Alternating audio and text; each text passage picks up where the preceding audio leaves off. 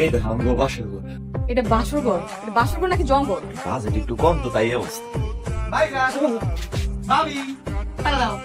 কথা দিয়া বাসর ঘর সাজাইতে এবার খিপ্তিয়া বসে যাচ্ছে। ও মা, এগুলো জোগাড় করতে কষ্ট হয় না আমার? টাকা দাও। এই তুই এদিকে 10 টাকা দিতেছি না, লই জায়গা। ভাই না, 10 টাকা করবে না, আমার 20 টাকা লাগবে, 20 টাকা দাও।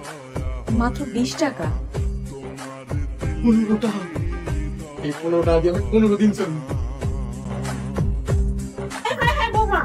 তুমি কি করতেছো? তুমি তো সর্বনাশ করে ফেলাইতেছো।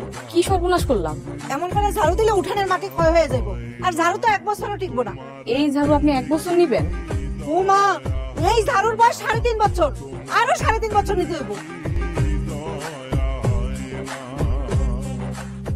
টুথপেস্ট দিয়া এরকম ফেনা ফেনা করে দাঁত মাজতেছস কেন?